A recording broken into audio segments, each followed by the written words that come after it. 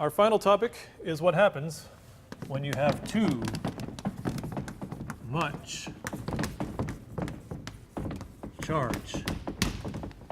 You can't charge something up forever. Eventually, something is going to give. So let's imagine we have sort of just a curved conductor, and we put some charge on it. But we're not happy. Let's put more charge on it. Let's put a huge amount of charge. And that's what this thing does. This is a Wimshurst generator. So crazy looking machine, kind of looks like a time machine or something. We spin this thing, and these little metal paddles go against these brushes. So the brushes touch the metal and the plastic, and the metal and the plastic, and the metal and the plastic. So they pick up charge from the plastic, and they dump it into the circuit with the metal. So it's very complicated the way it works. The things, you have two counter-rotating wheels, and there's capacitors in here. We're going to get into the details of exactly how it works. But the point is, when you spin it, it takes that mechanical energy and it builds up charge on these two probes here. So one is positive and one is negative. So we have a way to put a huge amount of charge on a surface. So let's think then what's eventually going to happen as we add more and more charge. Well, the interesting thing that happens is actually not in the metal, it's in the air near the metal.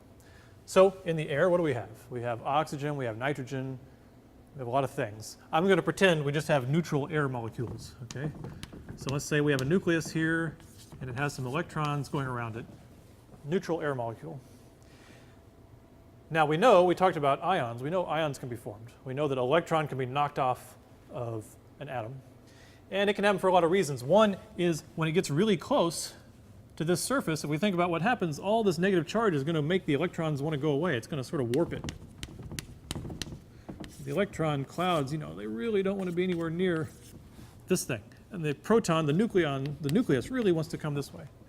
So the effect of these charges could kind of warp the molecule, the gas molecule. Cosmic rays can come in from space, can ionize the molecule. Basically, somehow, one of these things gets ionized. It just takes one. An electron might actually manage to fly off and go ramming into the gas molecule and create an ion. But somehow, if you can just get one of these things to come apart, you end up with, let's think of what you have, a positive ion and an electron. And now you have these two separate charged objects near all this charge. The electron's going to go flying off that way, feels a huge electrostatic force that way, and the ion will feel a big electrostatic force this way. This happens very close to the electrode at sort of a molecular scale, so the separations are very small. Okay? This thing goes flying off, gets a lot of kinetic energy, in fact enough to ionize another neutral gas molecule. Okay? So if it slams into this, then you can end up making this thing positive and having another electron fly away. And then this goes this way. So if you can just get one to separate, you can get sort of a cascade effect, and then you can have this effect happen in many, many gas molecules near the surface. All right? This is called a corona discharge. And it's interesting because it makes light. So in all these processes, the gas molecules get excited, they go into excited states, and they relax back into ground states. And when they do that, they emit photons, which I'll just kind of draw as these wavy little things. So in regular air, the coronas are due to the excitation and relaxing of, of oxygen and nitrogen, these gases, and it kind of makes kind of a pinkish purple glow. It's a little bit hard to see. It's very hard to see. So I took a picture of one with all the room lights off. So we're showing you that now. And you're seeing the corona discharge above one of these two electrodes, that little glow. And you can see it's not uniformly around the electrode.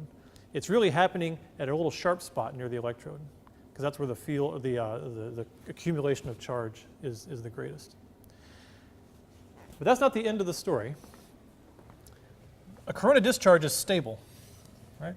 So if we think back here, we have these atoms being ionized, and the electron flies this way, and the atom flies this way, and it happens here.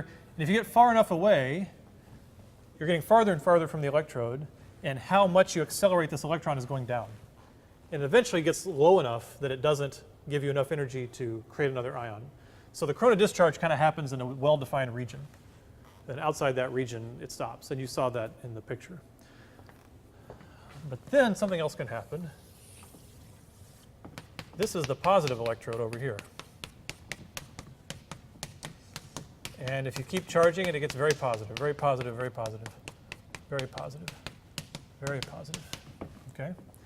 The same processes can happen on the positive electrode. You can have a gas molecule over here that's neutral, and something can ionize it, and when it becomes ionized and the electron comes off, in this case the ion would fly that way, and the electron would fly that way towards the electrode. So same thing. The rate at which they happen and how bright the lights are actually different because it's not completely symmetric, right? So here, the light thing, the electron is flying away, and the heavy thing, the gas ion, is flying back, and here it's the opposite. So you get corona on both sides, but they're different kinds of coronas. But you get them on both sides. But both of them eventually stop because you get far enough away from the electrode that the forces aren't really big enough to make it happen. But one special thing can happen is if this corona, you can think of it as this coronas get together, you can create a plasma. You can basically create a region of the gas that's basically full of electrons and ions. And it's so full of those that it essentially becomes a conductor.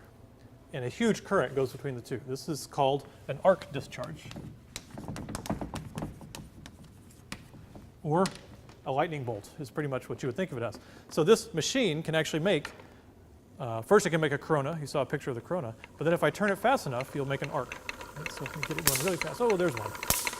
So you can see the arcs hopping between the two electrodes on the Wimshurst machine. So this happens when the charge gets so big that it rips molecules apart in the air and makes a conducting path between the two. But it doesn't last, right? It's just a snap and it goes away. And the reason is that it discharges. So it takes a huge amount of charge on those balls, those electrodes, to cause this to happen. But as soon as that huge current flows by, then it's done. Okay? And sometimes they're very pretty. And it's fun to do.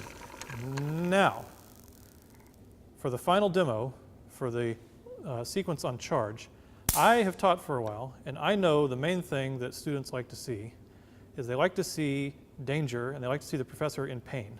That's really the main thing. So I'm going to use this for one more demo.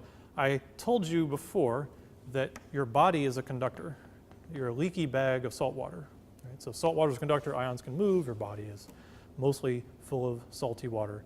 Your skin is wet, so you are a conductor. So if I'm a conductor, the lightning bolt should go through my finger. Okay, so I'm going to hold my finger in here, and we're going to send the lightning through.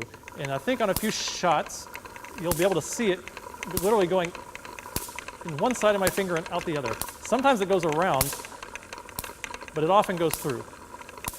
So there you go. Now you're happy. Whoa, that was close. I'm glad I missed that one. All right, I'll see you in the next section.